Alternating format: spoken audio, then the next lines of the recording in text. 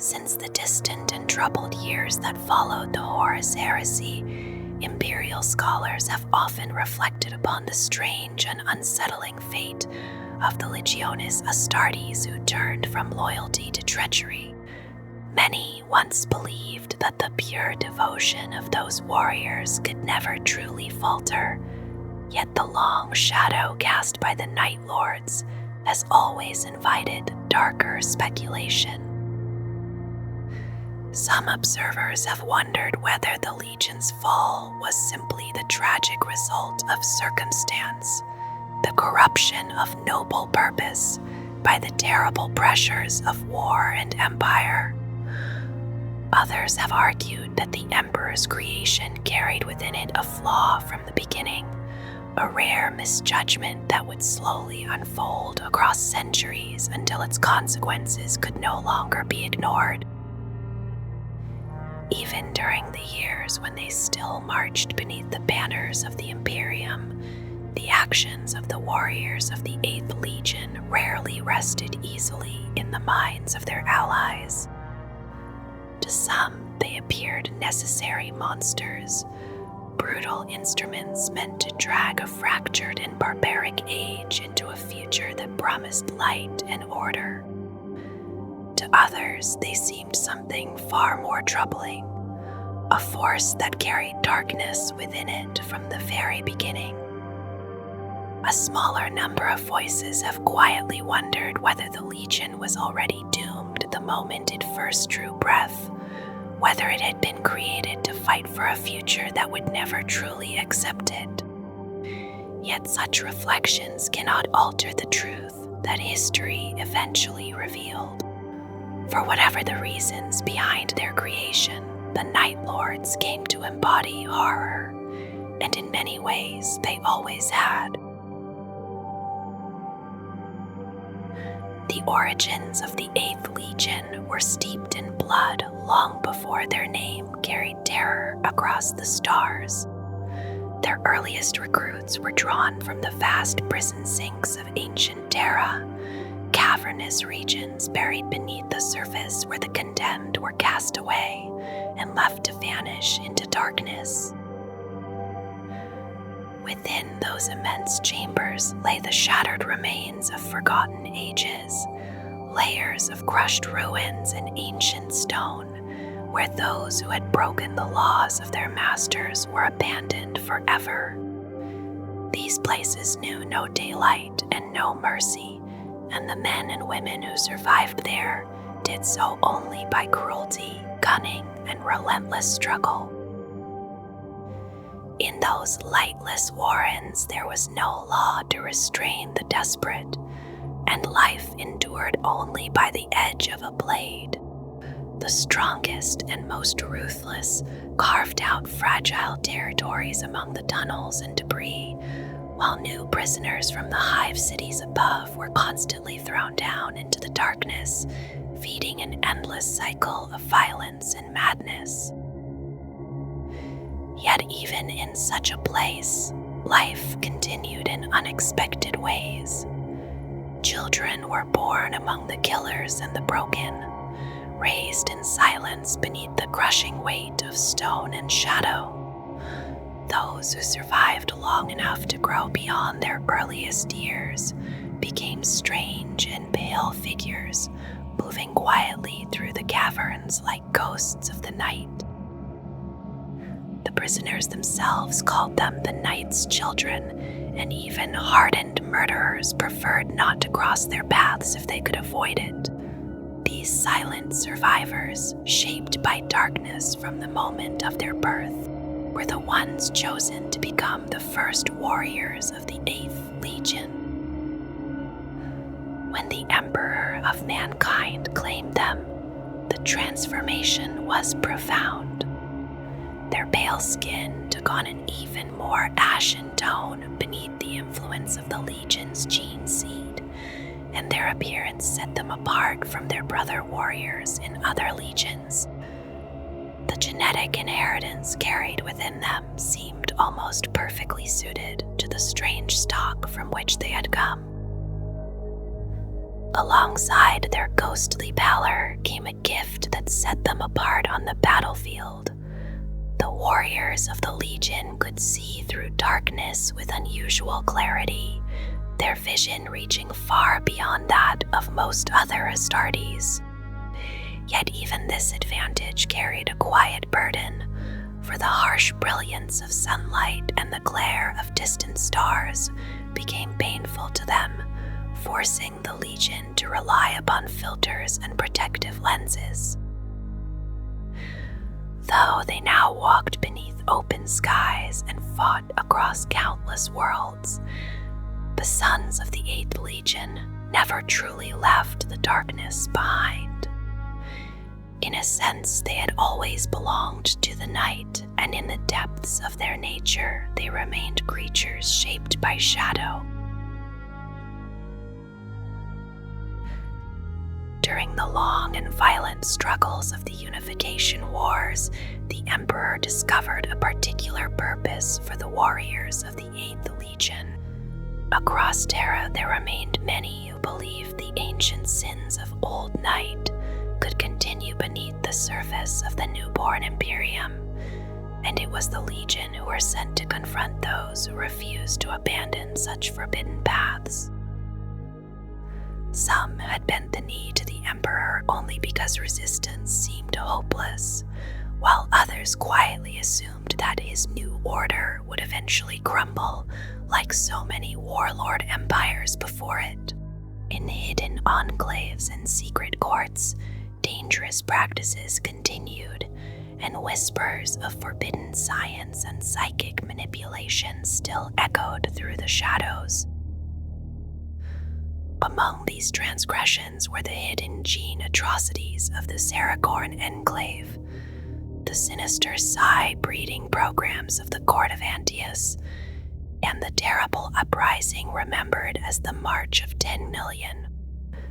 When such crimes demanded not only defeat, but a harsh and unforgettable lesson, the Emperor called upon the 8th Legion. These tasks seemed to fit naturally with the temperament of those early warriors.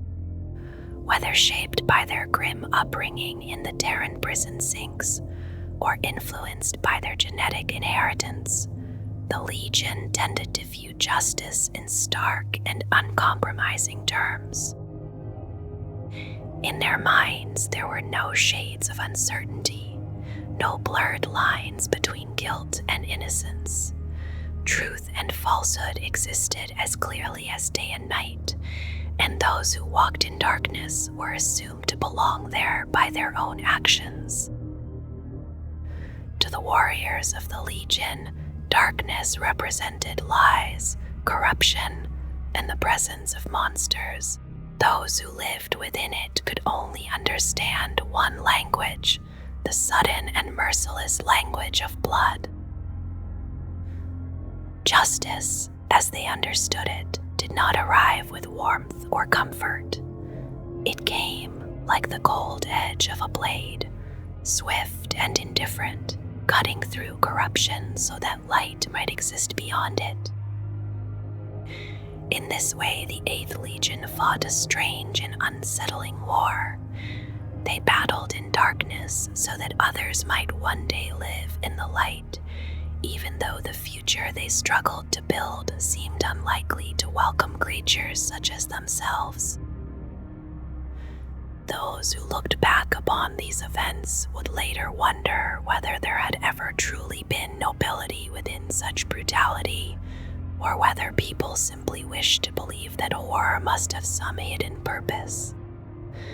Without such explanations, it would have been difficult to accept that such warriors had been allowed to walk the worlds of humanity at all. The earliest memories of Konrad Curze, later known across the Imperium as the Night Haunter, were said to begin with a fall from the heavens. According to a heretical chronicle of his life, known simply as the Dark, his gestation capsule tore violently through the warp and descended toward the night-bound world of Nostramo.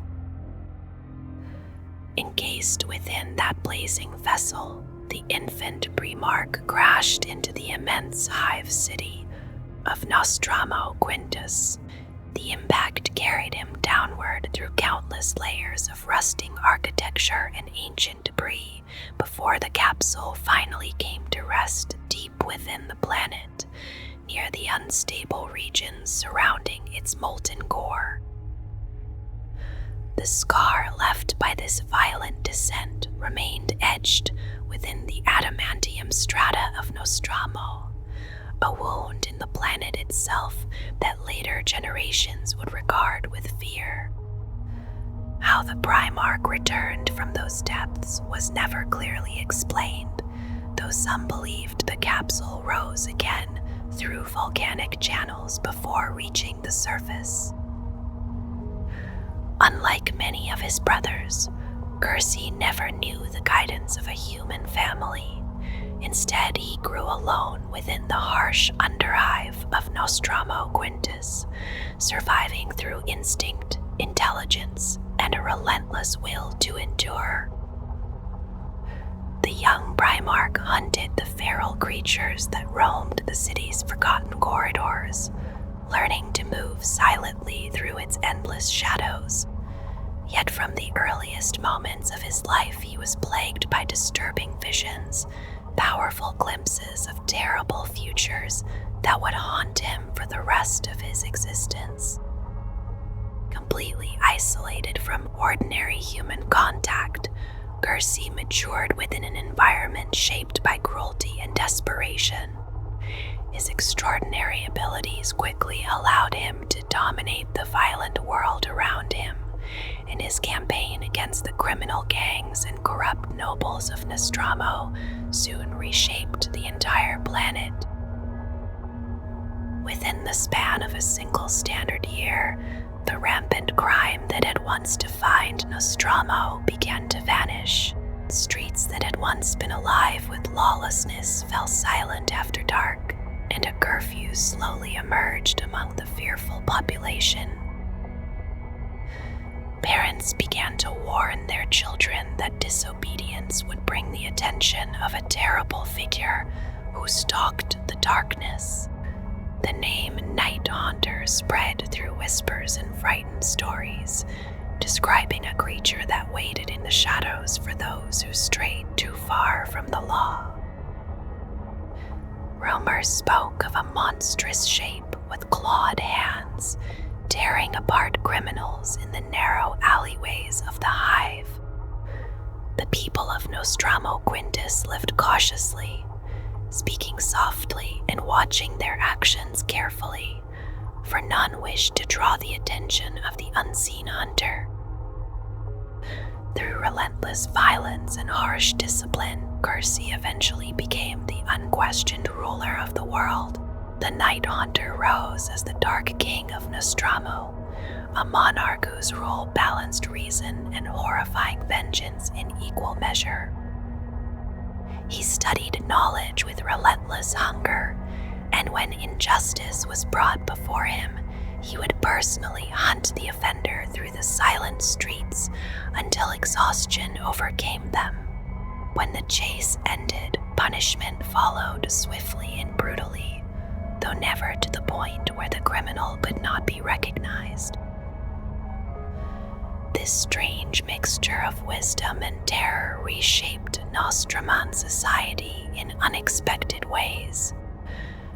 Prosperity began to grow beneath the shadow of fear, and the planet's exports of adamantium increased as order spread across the world. Yet the foundation of that order remained fragile and terrible. The Night Haunter had shown that fear itself could become a weapon, and long before the wars of the Imperium carried him to distant stars, that lesson had already become part of the nature of the Legion created from his gene seed. Nearly a full century after the beginning of the Great Crusade, the Emperor of Mankind finally came to the world of Nostramo. His arrival in the year 896 of the 30th millennium had long been foretold in local prophecy, the meaning of those predictions remained unclear to those who remembered them.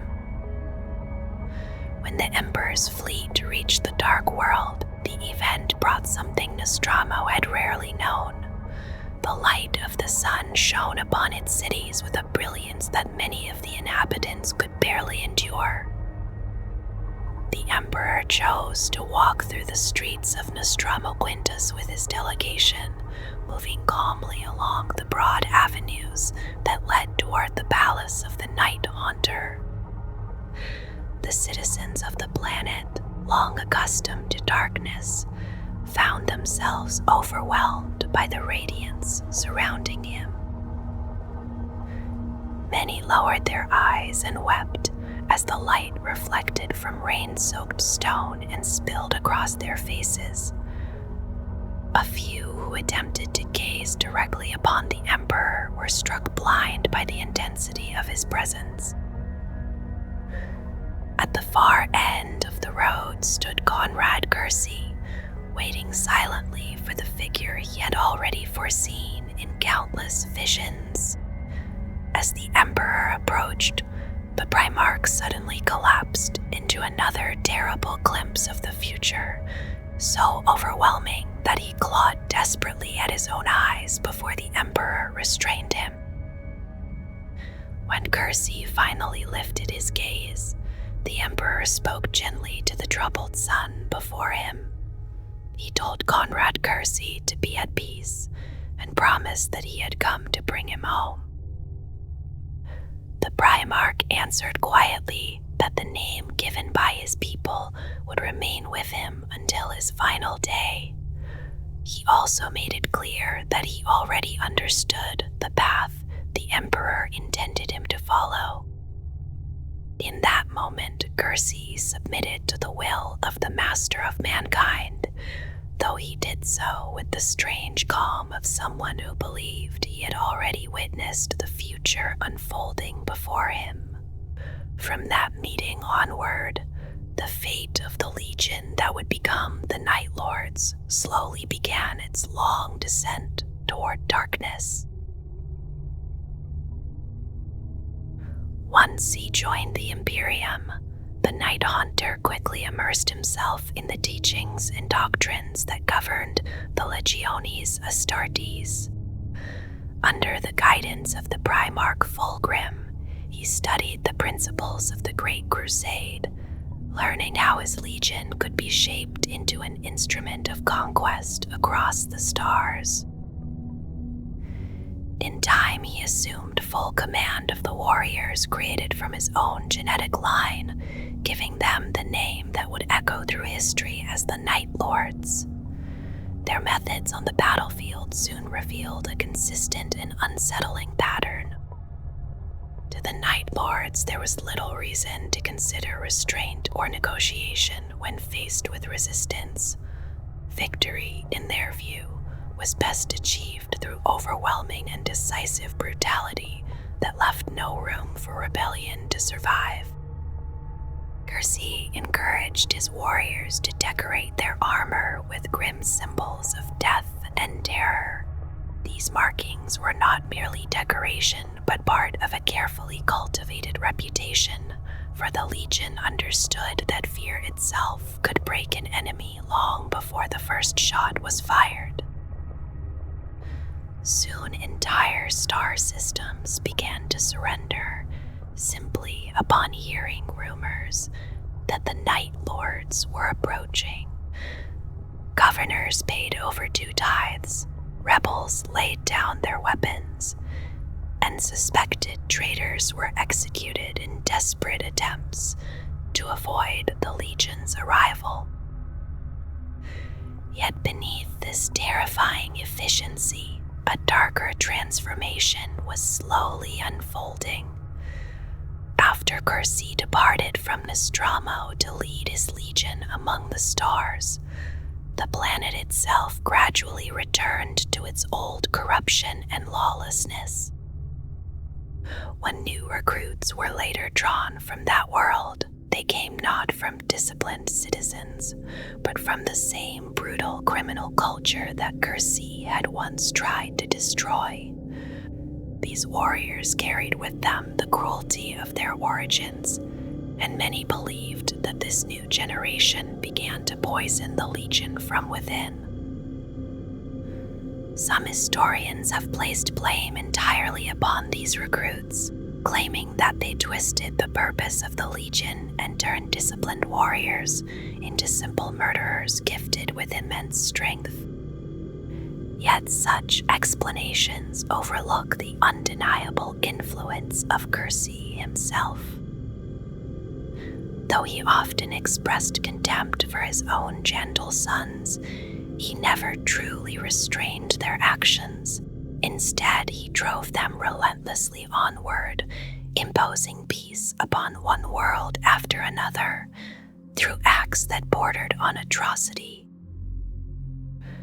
Cities were crucified as warnings, populations were decimated, and the Legion constructed grim places where the skin of their victims was displayed as a lesson to others. Sometimes there may have been a reason for such horrors, yet often the only explanation seemed to be that the Night Lords had come to relish them. As the years passed, Curze struggled increasingly to control the savagery he had nurtured. His visions of a dark and ruined future grew more frequent, and the certainty of doom weighed heavily upon his mind. During the Great Crusade, the Emperor continued to employ the Legion as a weapon of terror against rebellious worlds. Their reputation alone was often enough to silence dissent, though on several occasions the Night Lords went so far as to destroy entire planets through extermination when they judged the crimes against the Imperium severe enough. The Emperor's concern over these actions was evident, yet no decisive punishment ever came. Words of warning and demands for restraint may have been spoken, but no judgment was delivered that might have halted the Legion's descent. Thus, the chain of atrocities continued to lengthen through the final decades before Curze would eventually turn against the Imperium. Among all the legions of that age, none were viewed with greater suspicion or dread than the Night Lords. They remained creatures of darkness, bound to the will of a father who struggled between righteousness and foreboding visions. In the end, it seemed almost inevitable that they would return to the shadows from which they had first emerged. The destruction of Nostramo came many years later, closing a long and troubled chapter in the history of the Night Lords. By that time, the Legion had already drifted far from whatever restraint once guided its actions. Although the drop site massacre would later be remembered as the first open conflict between the Primarchs, an earlier incident had already shattered the illusion of perfect brotherhood among them. At the center of that event stood Konrad Curze, whose troubled mind had grown increasingly unstable. The conflict followed the brutal Sherrod compliance campaign, where forces of the Emperor's children, the Imperial Fists, and the Night Lords fought together to bring a stubborn human faction under Imperial rule.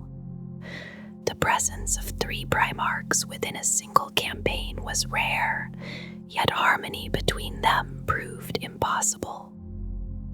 Curze's ruthless tactics and the indiscriminate slaughter that followed the campaign left Rogeldorn deeply angered. Tensions between the 2 Primarchs slowly sharpened until they reached a breaking point. At the same time, Curze's visions of disaster intensified.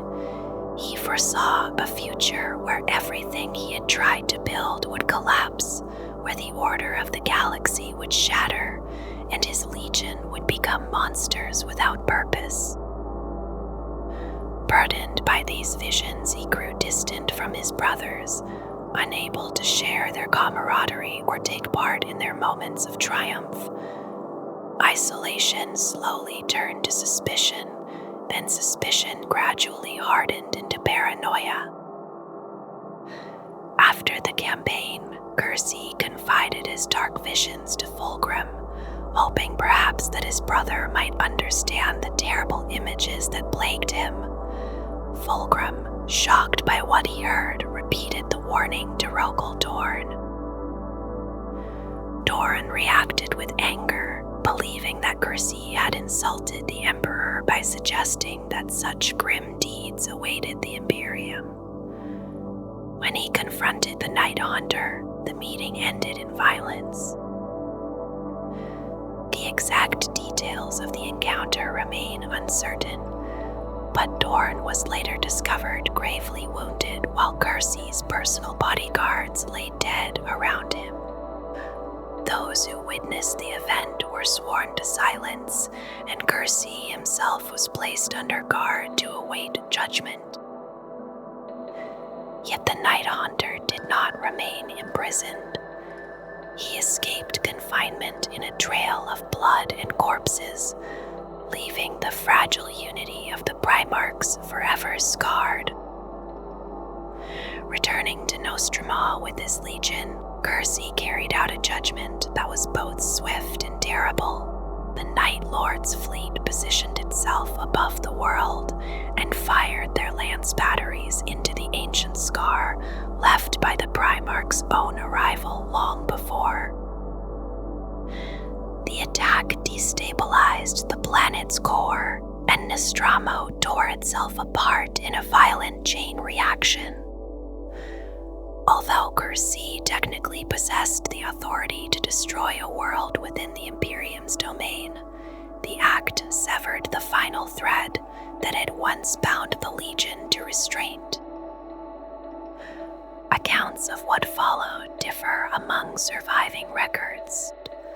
One version claims that Curze returned to Terra and defended his actions before the Emperor and the Council of Terra, arguing that Nostramo had simply returned to the corruption he had once suppressed. Another record suggests that Curze instead vanished into distant regions of the Great Crusade, avoiding judgment while continuing his brutal campaigns beyond the edges of Imperial space. In either case, the leaders of the Imperium chose caution rather than open confrontation. They quietly reduced supplies to the sectors under Curze's control and removed the Night Lords from the forefront of the Crusade. Only years later did the Court of Terra decide that this punishment had run its course. An order was issued recalling the Night Haunter so that he might join the Loyalist fleets gathering to confront the sudden betrayal of Horus Heresy. History often remembers the Night Haunter as the most obvious embodiment of cruelty among the Primarchs who turned against the Emperor. His appetite for bloodshed and the grim artistry of torture were widely known to his brothers long before the fires of the Horus Heresy ever spread across the Imperium. Even before the wider Imperium learned of it, darker stories surrounded him. The brutal destruction of Nostramo, the world he had once ruled through terror, and his violent assault upon Rogel Dorn before his imprisonment on Gerod whispered through the Legion's history like distant thunder. Yet these things were only fragments of a deeper tragedy, one bound to the strange inheritance he carried from his Gene father. Like several of his brothers, Konrad Curze possessed a shard of the Emperor's psychic foresight. Where the Emperor could see many possible futures and guide events among them, Curze saw only a single path. In every vision he witnessed the same dark future, a future filled with failure, suffering, and death. No triumph ever altered what he saw waiting at the end. Those visions haunted him from the foul streets of Nostramo's hive cities, where he had grown up alone among criminals and killers. Even as he rose from that darkness to command the 8th Legion, the visions never changed. They followed him into every victory and every campaign of the Great Crusade, whispering that all his efforts would lead only to ruin. Over time, the burden eroded his mind and left him walking always at the edge of madness. By the closing years of the Great Crusade, few could say with certainty why Curze finally joined the rebellion of War Master Horus. Some believed he hoped that the war might shatter the future he had foreseen. Others suspected that he simply wished to drown the visions in blood and destruction. Whatever the truth, when the Thramas Crusade began, he was no longer the leader he had once been. The purpose that had once driven him, forged in the brutal order he had carved from Nostramo's chaos, slowly dissolved into anger and despair. As the Primarch faltered, the legion that carried his gene seed struggled to find direction. Some Night Lords remembered the early days of the Great Crusade, when they had marched as brothers seeking to impose harsh justice upon a lawless galaxy. Others abandoned that vision entirely and embraced the simpler truth of slaughter. While Curze drifted deeper into dreams and obsessions, his sons began shaping the Legion's fate themselves. Some wished to restore their father to the terrifying clarity he once possessed. Others sought to push him further into madness so that the Legion could run free of restraint. The war that soon engulfed the Thramas sector would therefore become more than a campaign against Imperial forces. It would become a struggle for the soul of the Legion itself. By the end of the Great Crusade, the Night Lords had already begun moving toward a grim destiny. The origin of that path lay far away on Terra within the secret designs of the Emperor, yet its ending would unfold among the dim stars of the Eastern Fringe. A legion whose reputation was already dark would not accept such a fate quietly, nor would it meet destruction without bloodshed. During the turmoil of the Horus Heresy, the first signs of that destiny began to appear. The Night Haunter himself seemed to herald them, and the Legion soon turned inward in violent attempts to escape what they believed to be a spreading corruption. In their fury, they blamed enemies among their own ranks, believing that some external poison had infected them. Yet the curse they sought to purge had always been rooted within the Legion's heart. It had been placed there from the beginning through the strange flaw in Curze himself, a flaw born from the Emperor's own design. Because he could see only a single future, Curze believed that destiny could never change. Even when Horus shattered the Emperor's grand plan and plunged the Imperium into civil war, the visions remained unchanged. The realization cut deeper than any blade.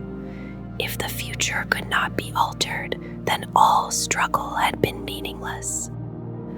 By the time the Thramas Crusade began, Curze had embraced that despair completely. Rather than fight against the darkness he believed awaited him, he surrendered to it.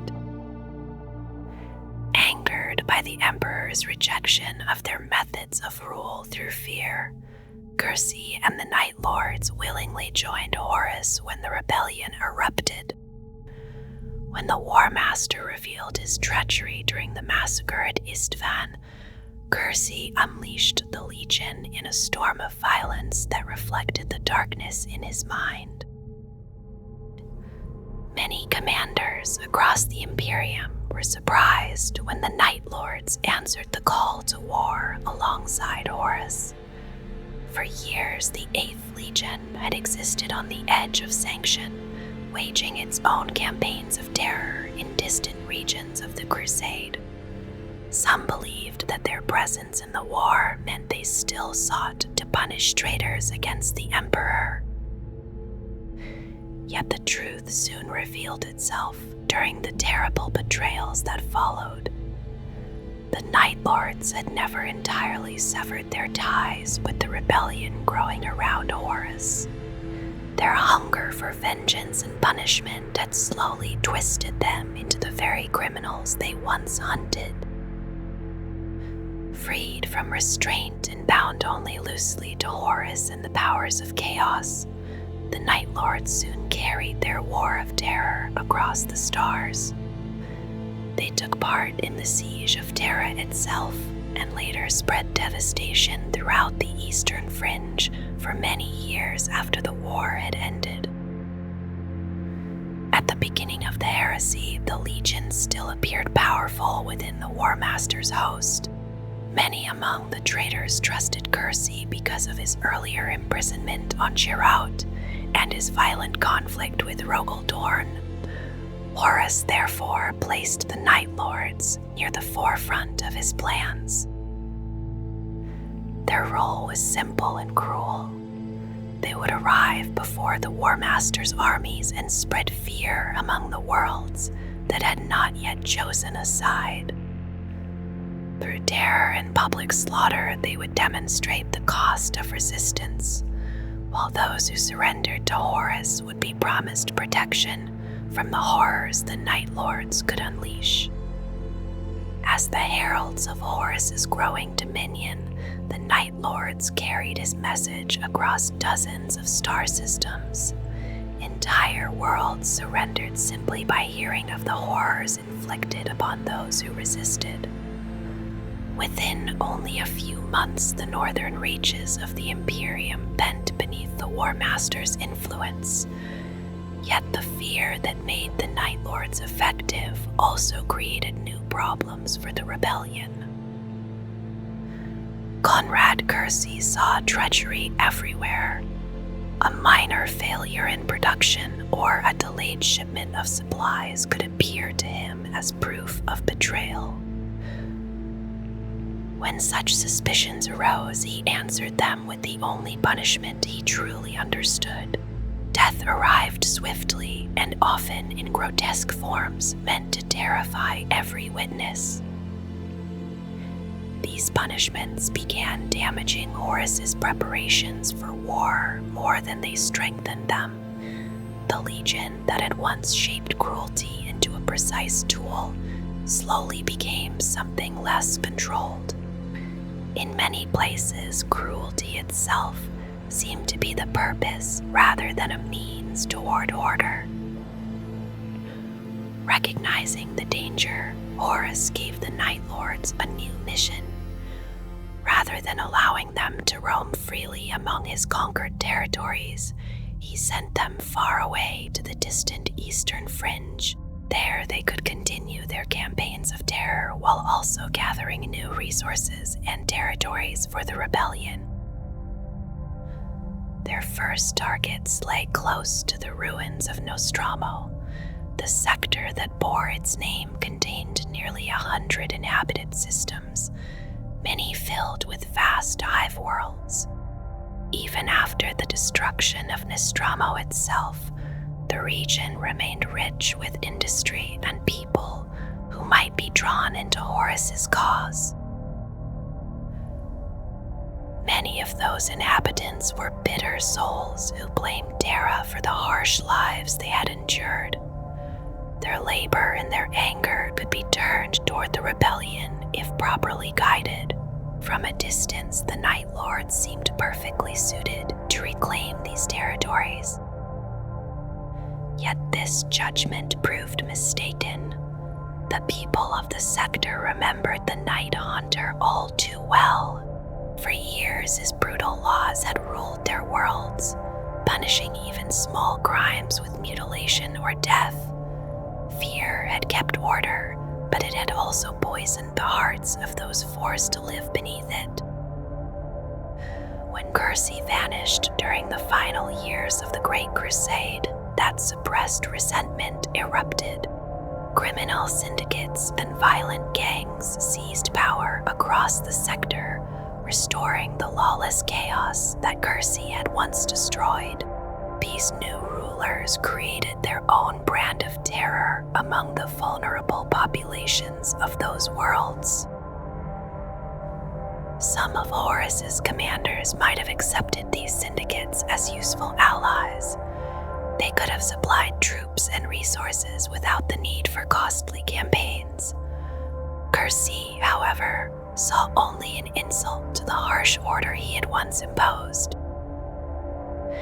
When the Night Lord's fleet returned, the leaders of the Blood Moon Syndicate gathered on the isolated world of Kedur IV. They expected to pledge loyalty to Curze and offer tribute in exchange for continuing their rule. Instead, the Night Haunter descended upon them with murderous intent. He slaughtered them without negotiation, leaving the world shattered and its remaining inhabitants caught amid the violence. That massacre established the pattern that followed across the entire sector. Even worlds that had remained mostly loyal to Curze's laws endured brutal punishments meant to enforce obedience. While other traitor legions fought vast battles along the routes toward Terra, the Night Lords waged their own grim war in the shadows of the Eastern Fringe. For Curze, this campaign was not merely about expanding Horus's empire. It was part of a desperate attempt to prevent the future he had seen in his visions. He believed that the corruption spreading across Nostramo's former domain represented the beginning of that doomed future. If he could erase every trace of betrayal with blood, perhaps fate itself might change. The Legion was therefore unleashed upon the sector with savage intensity. Yet the tools Curze commanded were no longer the disciplined warriors of earlier years. The rot that had spread across Nostramo's surrounding worlds had also reached the Legion itself. For generations, the Night Lords had recruited primarily from that same region, drawing youths shaped by its harsh societies. These new recruits possessed the instincts of killers, but lacked the discipline that had once defined the legions formed from Terran warriors. Entire companies now consisted of such recruits, and their behavior often troubled the veterans who remembered the earlier days of the Crusade. Raised within corrupt regimes and criminal hierarchies, many of these new Night Lords saw strength only in domination. The old code of harsh but purposeful justice had been twisted into something simpler. Those strong enough to seize power believed they could do whatever they wished.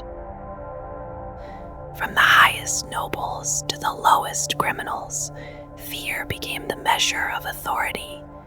It was from the darkest corners of this broken society that the Legion drew its newest warriors. For them, terror was not merely a weapon, it was the very foundation of their identity. Once released by their Primarch, the true nature of the Legion revealed itself in the campaigns that followed. Rather than advancing as a disciplined army, the Night Lords spread across the Nostramo sector in scattered warbands and raiding hosts. Their movements resembled a storm of predators rather than a coordinated force.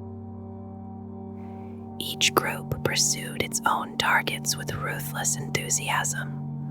Worlds that resisted were quickly overwhelmed by the Legion's formidable skill in battle. Yet restraint was almost entirely absent. Many warriors seemed more interested in the spectacle of terror than in restoring order to the region. Fear spread everywhere they struck. The mere rumor of the Night Lord's arrival often emptied entire cities before the first ships even entered orbit. Although this terror ensured obedience, it also crippled the very systems Horus expected to supply his war effort. Among the Legion, there were still warriors who remembered the earlier traditions of the 8th Legion. These veterans attempted to rebuild the structured rule that had once governed the sector. Their efforts were repeatedly disrupted by younger recruits who preferred uncontrolled violence. The distance between these factions grew steadily. Both Terran veterans and older Nostraman warriors found themselves pushed away from the Primarchs' council. Curze increasingly listened to the voices of newer officers whose instincts mirrored the darker side of his own mind. As Horus Rebellion expanded across the Imperium, Curze's visions grew darker and more insistent. The veterans who urged discipline had already failed to prevent the catastrophe he believed was coming. In his despair, he turned more often toward those who promised ruthless action.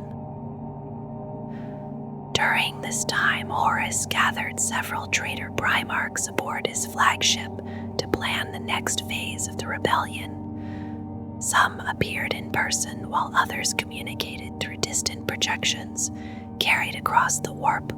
Their meeting decided how each legion would continue the war. The Night Lords had already begun moving toward their assigned theater of operations. Their fleet traveled toward the remote world of Sagwalsa, hidden among dense asteroid fields in the eastern fringe. From there, they would begin the campaign that became known as the Thramas Crusade. The goal of that campaign was both strategic and symbolic. By ravaging the imperial strongholds of Heraldar and Thramas, the Night Lords would threaten vital routes leading toward Terra. More importantly, their actions would draw the attention of the Dark Angel's Legion and delay its intervention elsewhere. Although history often frames the Thramas Crusade as a conflict between the Night Lords and the Dark Angels, another struggle unfolded quietly within the Legion itself. Two visions of the Legion's future began competing for dominance. One group longed to restore the disciplined terror that had once defined the 8th Legion. Another group embraced the chaos that freedom offered under Horus's rebellion. They dreamed of reshaping the Legion into something closer to the criminal syndicates of old Nostramo. These war bands adopted a grim symbol known as the Cross of Bone. Its design varied from one band to another, yet it always represented conflict that could end only in death. For those who followed it, the symbol promised both conquest and independence. Among the leaders of this faction stood the ambitious warrior Necrid Thol.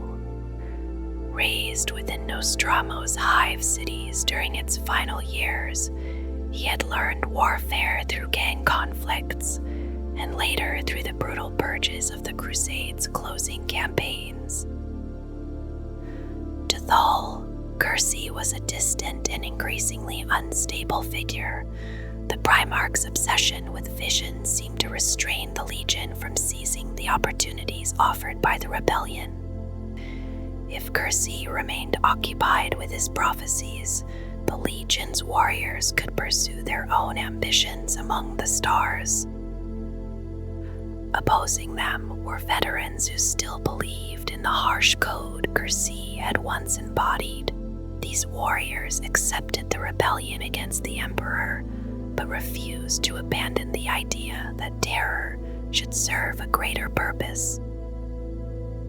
They believed that their Primarch represented the ultimate expression of that code, a leader willing to sacrifice reputation and honor if doing so served the wider mission.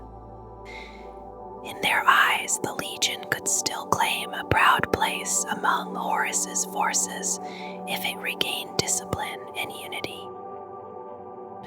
For these warriors, the goal was clear. They needed their Primarch to rise from his despair and guide the Legion once more.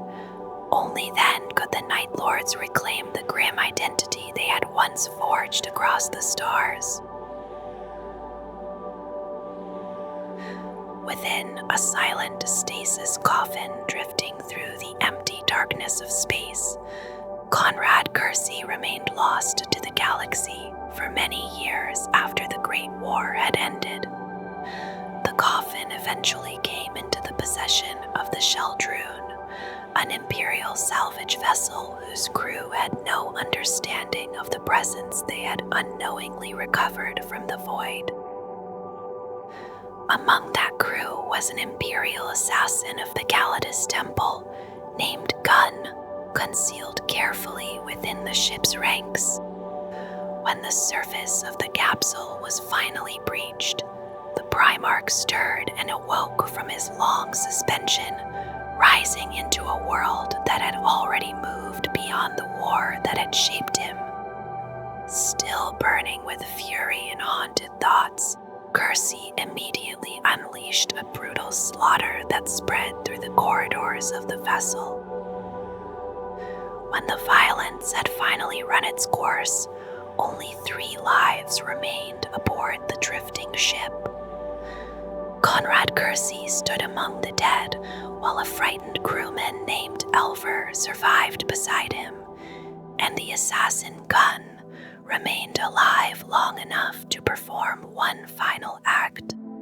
Before meeting his end at the Primarch's hands, the assassin managed to signal his temple with a rough indication of Curze's location somewhere in the vastness of the galaxy.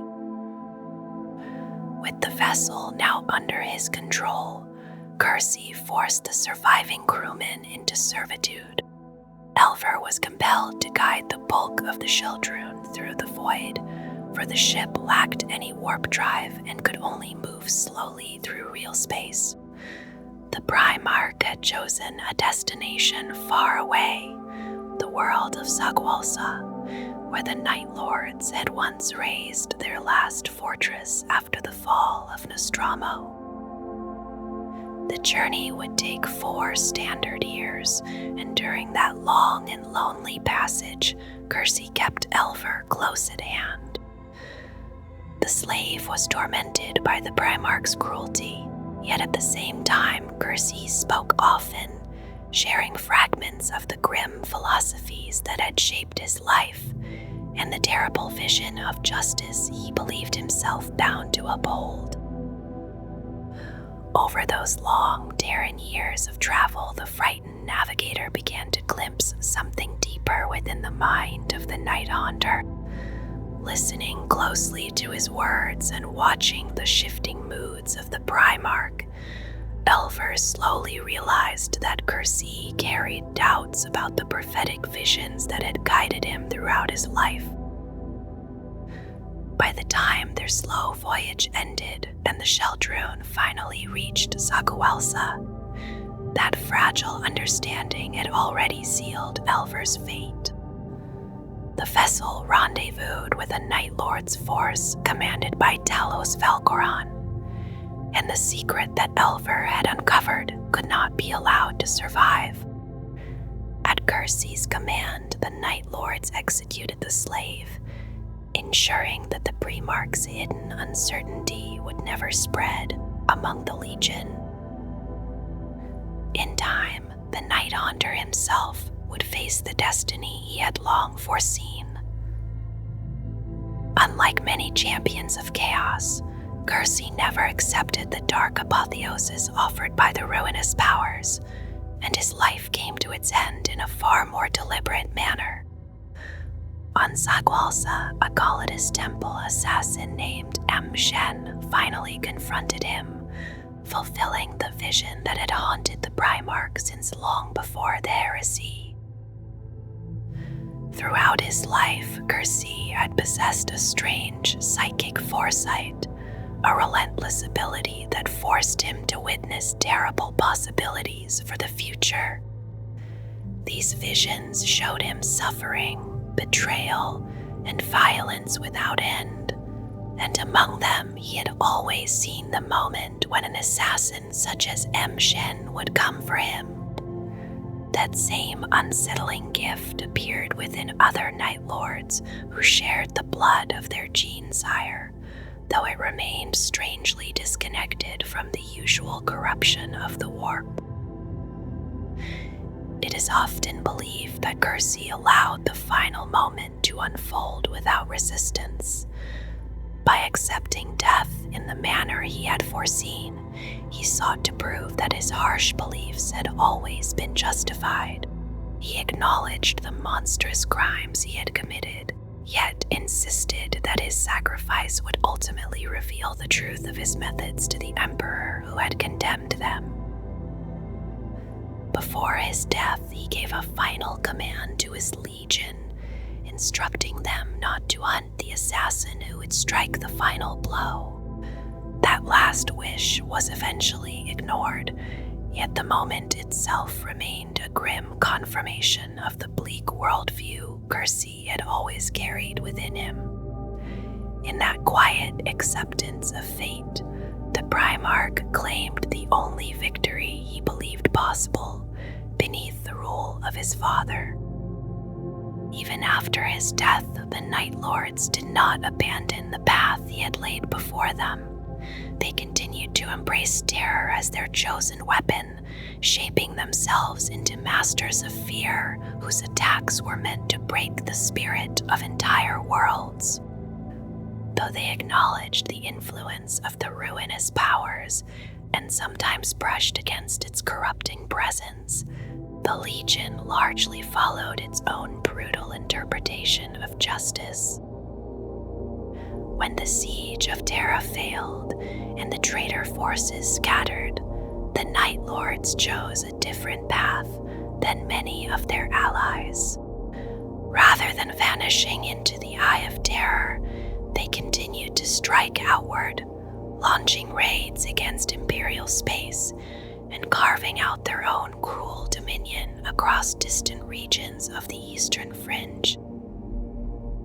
Yet something within the Legion had already begun to unravel. The tactics of the Night Lords grew increasingly reckless, driven by a desperate edge that betrayed the slow collapse of purpose within their ranks. Even Curze himself had begun to lose the clarity that once commanded their respect, and in his final years, he often fell into violent rages and incoherent cruelty that unsettled those who had once admired him. Some among his closest companions, including Jago Sevatarion, watched this decline with growing disappointment and quiet despair. The Emperor of Mankind eventually decided that the Legion should be ended entirely, and in pursuit of that goal, he dispatched many assassins of the Calidus Temple to hunt the renegade Primarch across the stars. One of them, Shen, finally fulfilled that mission exactly as Curze had always known she would. After the death of their gene sire, the Legion fractured into numerous rival warbands, each pursuing its own brutal campaigns across the galaxy. Over time, these scattered forces drifted into the Eye of Terror, and by the 41st millennium, the once formidable Legion had declined in both strength and unity. Leadership remained uncertain, and powerful Night Lords frequently fought among themselves for the right to command the remnants of the Legion. Many warbands eventually turned to mercenary work, offering their terrifying skills to other forces of chaos, or even to pirates who preyed upon Imperial worlds, including the infamous Huron Blackheart. At times, the Night Lords also answered the call of the War Master of Chaos, Abaddon the Despoiler, joining his Black Crusades when the opportunity for vengeance against the Imperium presented itself. Even so, their loyalty remained uncertain, shaped more by hatred and opportunity than by any lasting allegiance. Among their most notorious post-heresy actions was a raid upon the world of Scound's Fall, carried out disturbingly close to the sacred heart of the Imperium itself. From these shattered remnants of the Legion also emerged many of the Raptors who now serve Chaos, creatures of twisted form whose origins can be traced back to the Night Lords. When the Great Rift tore across the galaxy at the dawn of the era Indomitus, the Night Lords greeted the catastrophe with grim satisfaction.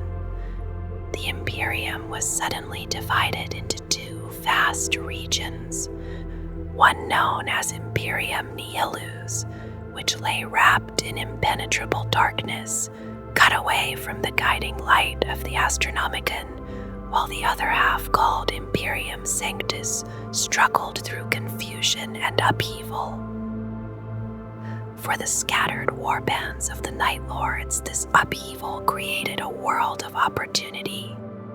Long accustomed to piracy and brutal raiding in order to replenish their weapons and armor, the remnants of the old Legion found themselves thriving amid the chaos that now gripped the Imperium. Departamento Munitorum worlds were struck by sudden attacks carried out by warriors cloaked in night-colored armor, their assaults stripping vital stockpiles and supplies with ruthless efficiency. Even the fortress monasteries of several Space Marine chapters were not spared from these raids, as Gene seed stores were seized, armories plundered, and defenders mutilated before being ritually slain.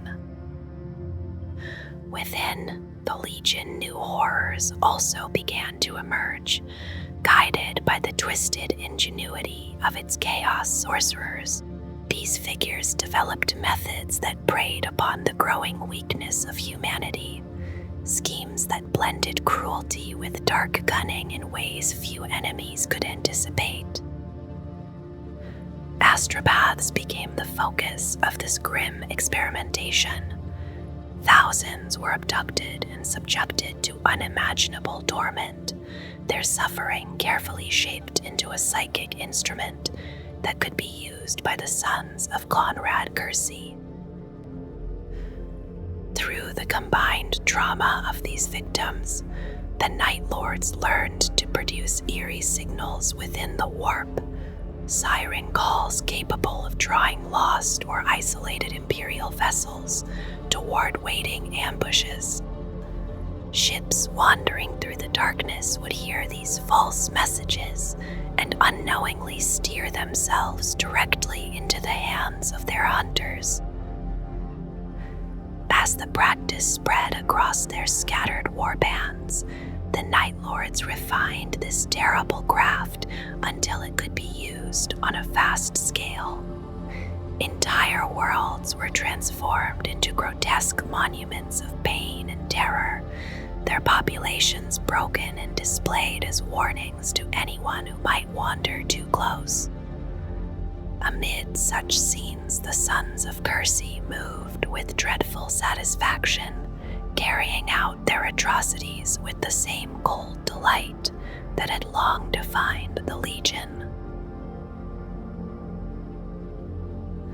The gen seed of the Night Lords is known to remain unexpectedly pure, even though the Legion long ago pledged itself to Chaos Undivided. Among the traitor legions, they stand apart in this quiet way, for their warriors show far fewer mutations than many of their dark allies, as though the corruption of chaos has touched them more lightly in flesh, even while their deeds have grown darker. Their appearance carries a stark and unsettling quality that few can forget once seen. Night Lords bear pale skin and eyes that seem entirely black, without the soft ring of an iris that most beings possess, and those who still live from the age of the Horus Heresy appear as though the darkness itself has filled their gaze. The skin, the eyes, and even their senses have changed over time, shaped for existence in places where light is scarce and silence presses close. Long before they embraced the powers of chaos, the warriors of the Legion already surrounded themselves with the imagery of death. They understood that fear itself could wound the spirit of an enemy as surely as any chainsword or bolter, and they carried this belief proudly into battle, displaying the shapes of terror across their armor. Fanged skulls, bat-like wings, and glowing red eyes appear again and again upon their war gear, symbols that whisper of dread even before the first shot is fired. In the distant days before the great betrayal of the Imperium, their armor was already distinctive. Midnight blue plates were traced with streaks like lightning, a design that set them apart from the brighter colors worn by legions such as the Imperial Fists or the Emperor's Children. Even now, some of their warriors continue to wear the Mark Maximus power armor that once filled their ranks during the age of the heresy, relics of an earlier war carried into endless conflict. Bones are woven deeply into the armor of many Night Lords, forming grim ornaments that cling to their war gear. Skulls are placed across helmets or fused directly into them by sorcerous means, while femurs and rib cages are worked into greaves and breastplates in harsh and deliberate patterns. At times, even bone ground to powder is pressed along the edges of shoulder guards, forming pale trim that recalls the fate of those who came before. These remains are not chosen at random.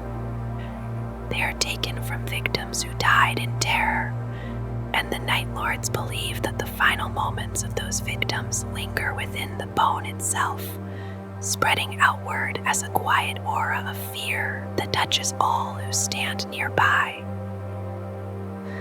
Life among the Night Lords often means wandering from place to place, and this nomadic existence forces them to claim whatever armor and weapons they can find. Pieces taken from fallen warriors, even from the bodies of loyalist space marines, are gathered and fitted together until mismatched suits of armor take shape. Yet before long, those pieces are repainted in the midnight colors of the Legion, and after enough blood and suffering have touched them, any lingering machine spirit is said to fall into corruption. Since the long years following the Horus Heresy, their armor has grown ever more elaborate and unsettling in form. Plates twist into shapes that resemble the icons painted upon them, while skull-shaped helms, jutting horns, and winged crests rise above the shoulders of the warriors who wear them. Often the shadow of such a figure is the final sight that reaches a victim's eyes, appearing silently before the darkness closes in. The armor of the Night Lords carries many of the grim decorations for which the Legion is known, with trophy racks, spikes, and countless skulls arranged across the plates of their battle gear.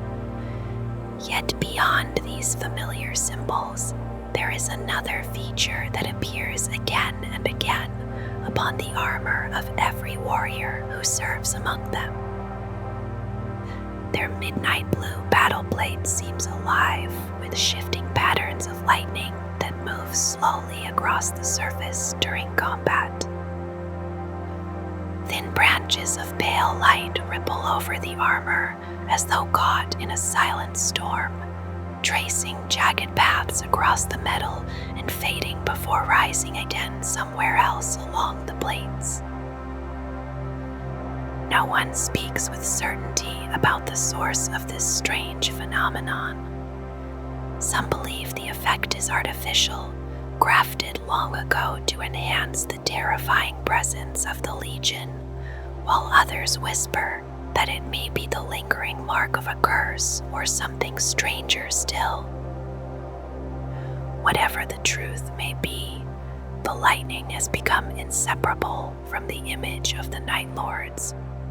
When they descend upon a darkened battlefield, those flickering arcs of light drift across their armor in the blackness of night, and for many who witness it, the sight becomes the final memory carried into silence. The emblem of the Night Lords is simple in form, yet unmistakable once seen.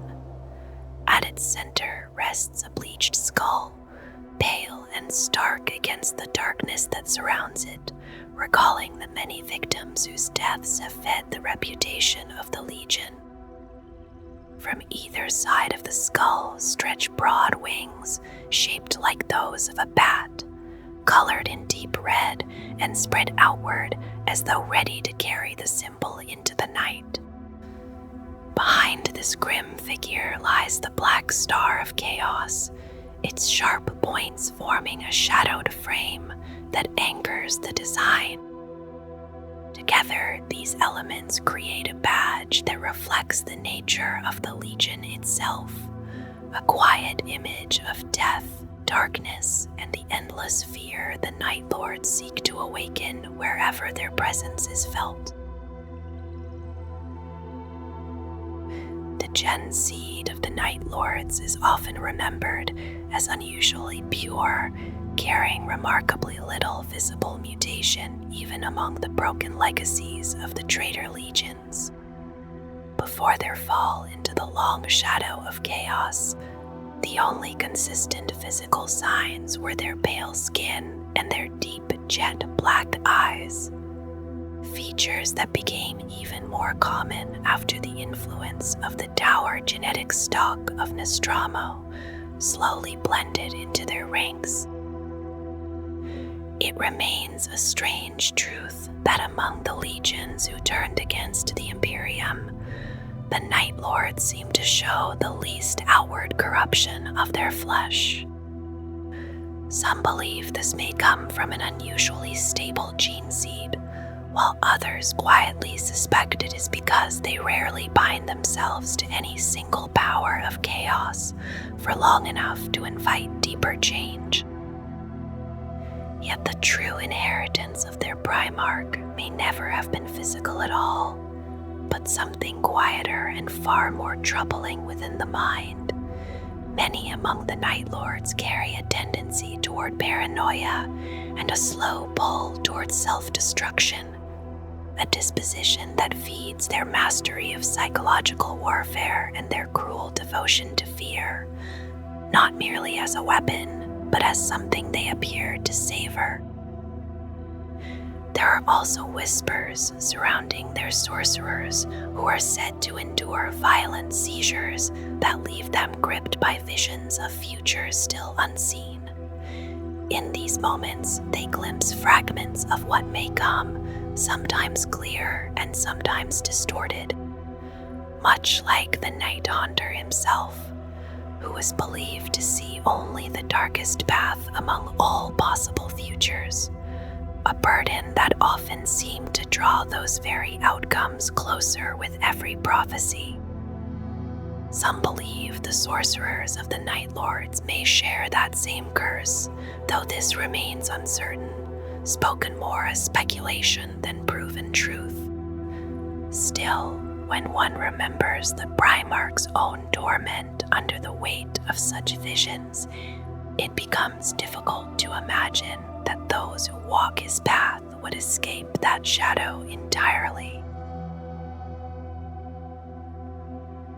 The Night Lords followed the habits of their Primarch without hesitation, and over time they came to thrive in spreading fear and confusion wherever they chose to strike.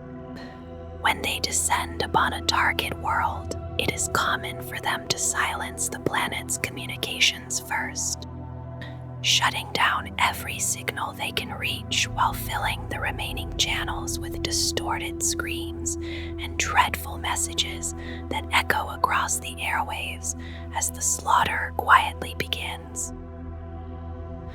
They rarely choose to test themselves against enemies capable of resisting them for long, and instead they prefer the frightened and the unprepared, those already weakened by isolation and uncertainty.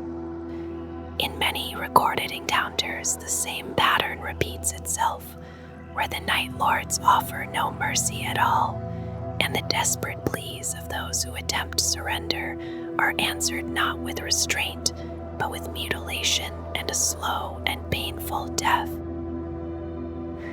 The Legion of the Night Haunter does not claim any sacred cause that drives them across the stars, and there is no holy war that guides their violence when they bring misery to the worlds they visit. Even the idea of a martial code has long since faded away, worn down by the years until the warriors who once fought as a legion now exist largely as scattered warbands of relentless killers. Stealth comes naturally to them, and they are able to move through shadows and broken terrain with a quiet certainty that feels almost instinctive. These skills often appear during the cruel games they play with their prey, slow hunts meant to stretch fear until it becomes unbearable, and the victims are driven into frantic terror before the killing begins. When the moment finally comes in the positions they have chosen or set, the Night Lords strike with sudden and overwhelming brutality, emerging from concealment in violent ambushes or strange and unexpected assaults meant to shatter formation and scatter the enemy in panic. In the confusion they create, order collapses quickly, and the battlefield becomes a place where fear spreads faster than command. Among the methods they sometimes employ there is a particularly dreadful one, where the warriors unleash a vox-amplified scream that lasts only a brief moment, yet carries enough force to rupture unprotected ears nearby. Victims double over in agony as the sound tears through them, stunned and unable to hear, and in that helpless instant, the Night Lords descend to finish their work. Long before their allegiance to chaos, these warriors already decorated their armor with symbols of death and grim imagery, knowing well that terror could serve as a weapon as deadly as any chainsword or bolter they carried into battle. When such a warrior advances fully armored and heavily armed against frightened opponents, the outcome of the encounter is rarely in doubt. In the long years since the heresy, many Night Lords' warbands have gathered unusually large numbers of raptors among their ranks, perhaps more than any other traitor legion. Their attacks echo the hunting style once favored by Konrad Curze himself. As these winged killers plunge from the darkness above with tearing speed, their shrieking descent filling the air until even hardened veterans falter at the moment when the strike finally lands. When the Gensire of the 8th Legion was finally found, many expected that everything about the Legion would change, as it had for so many others across the Imperium. Yet, in the earliest years after his return, the transformation seemed smaller than many had imagined, almost subtle when compared to the sweeping shifts seen elsewhere.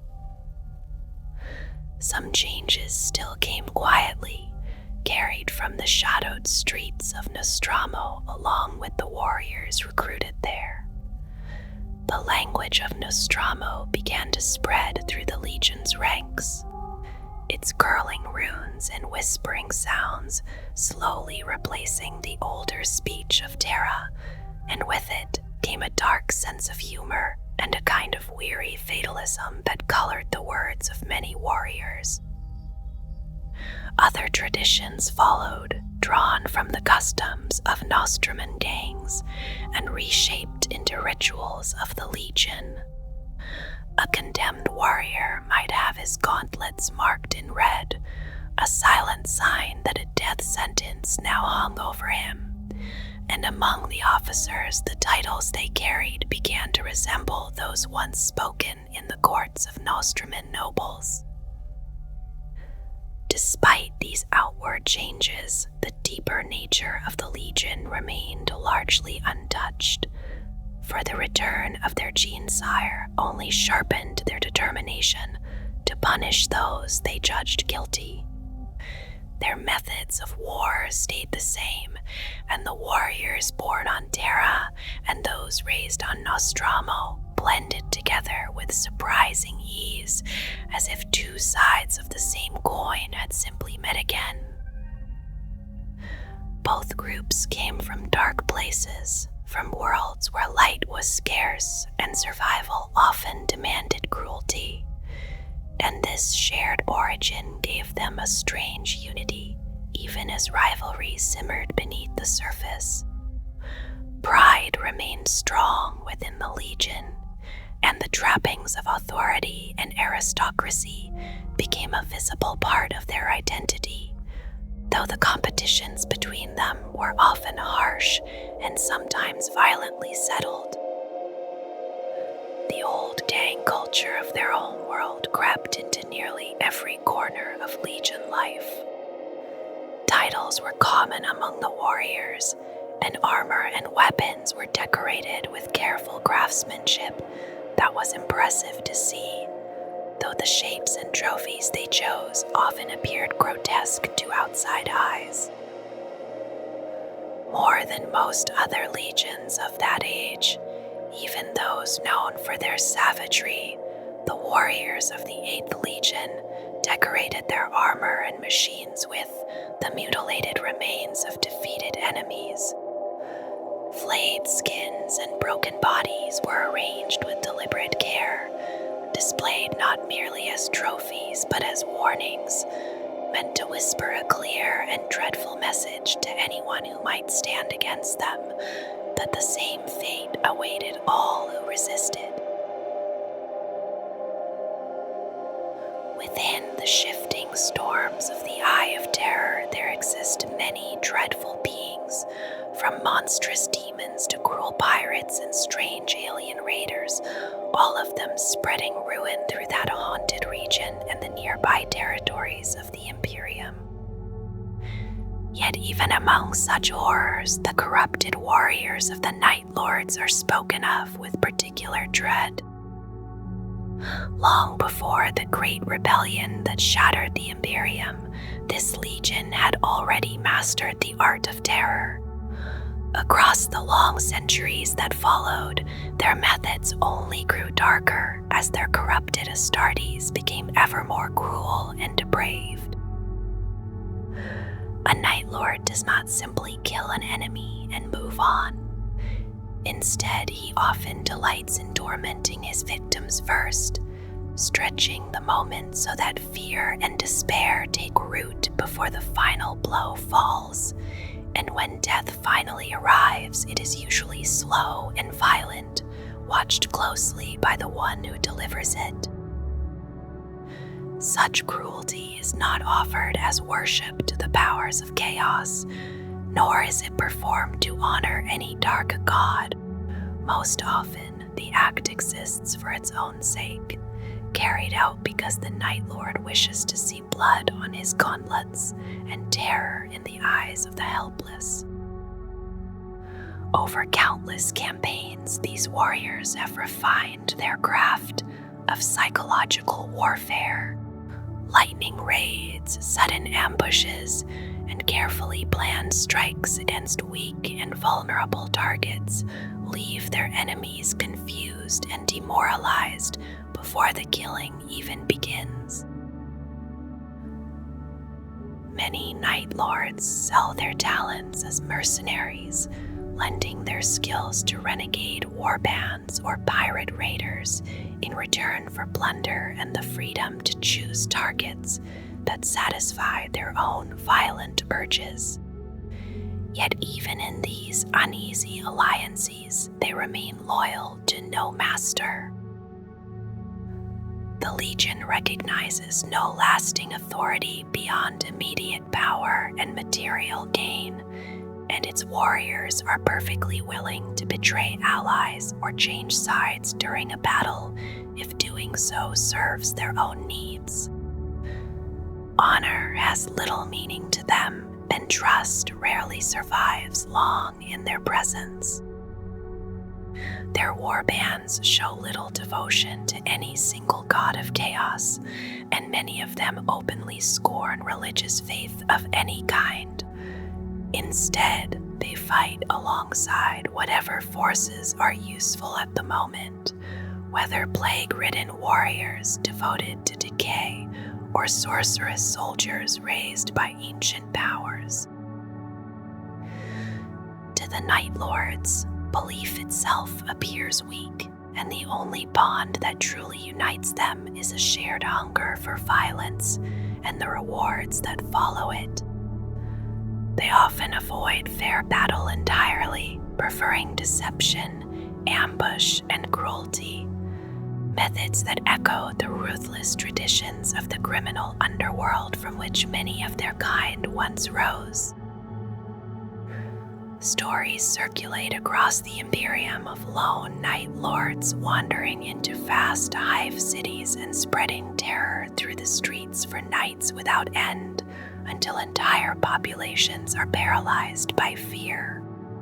When their victims finally fall, the bodies are mutilated and displayed, grim examples meant to remind all who see them what fate awaits those who cross the Legion of the Night Lords. Among the relics carried by the sons of Nostramo, there are weapons and devices that feel less like tools of war and more like memories preserved in iron and blood. One such relic is known as the Claws of the Black Hunt, vicious hooked lightning claws said to have been forged within the Forge of Souls in the realm of chaos. They are worn by the Master of the Black Hunt, the ritual that comes before the greatest invasions of the Legion, and their surfaces are so thick with old gore that the metal appears almost black. Even the crackling energy field that dances along each blade cannot burn the hardened blood away, and many within the Legion take this stubborn stain as a sign of dark blessing from destructive gods. The field around the claws burns cloth from a yard away, and when the wielder sweeps the air close to an enemy, the unseen edge cuts through armor and flesh as though an invisible predator has struck. There is also a strange device remembered as Curze's orb, a sphere that once rested upon the arm of Konrad Curze's throne. The orb was given as a gift from Magnus, Primarch of the Thousand Suns, and it was meant to help Curze sharpen the focus of his precognitive visions. Yet the Night Haunter rarely felt the need for such aid, and the device remained unused during his life. Now the Gene Sons of the Primarch peer into the shifting depths of the orb while battle gathers around them, searching its surface for glimpses of futures that may yet unfold. Another relic carries a darker history that is whispered even among the Legion itself. The blade called the Flayer became infamous when the Legion's cruel instincts rose openly to the surface, for it was this sword that carved the skin displayed within the throne room of the Night Haunter.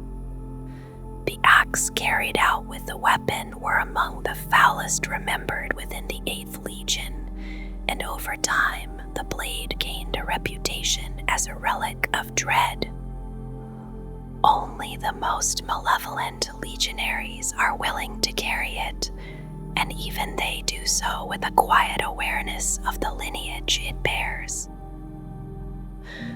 Some relics still echo the place where Curze once passed judgment. The scourging chains once hung from the rafters of the Primarchs' throne room, where condemned souls were suspended upon their jagged spikes until death claimed them. When worn in battle, the chains tighten along the body like corded tendons as the bearer descends toward chosen victims, yet in the final instant before impact, they loosen and uncoil through the air. The spiked lengths lash outward to catch fleeing prey and then contract with sudden force, dragging the captive close to an awaiting blade or a crackling pair of lightning claws. The Legion also carries armor, whose nature is as unsettling as the weapons they wield. Stormbolt plate is artificer armor formed from a strange metal once smelted in the deepest pits of the now dead world of Nostramo. Its value is not simply the strength of the warplate, though that strength is considerable, but the unnatural darkness that clings to it like a living cloak. A cloying skein of midnight surrounds the wearer at all times, and through that constant shroud a warrior may spring upon unsuspecting prey as though emerging from the shadows themselves.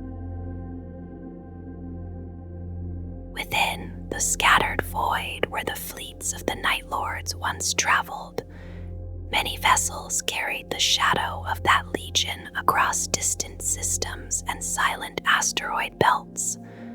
Among them moved the great battleship Nightfall, a vast Gloriana-class warship that served as the Legion's flagship during the long years of the Great Crusade and later throughout the turmoil of the Horus Heresy, its presence marking the command of the Night Lords as they ranged through the stars. Elsewhere in the darkness sailed the battleship known as the Nightmare of Celix, a vessel that fought during the Daldis War under the command of the Chaos Lord Horus Heresy.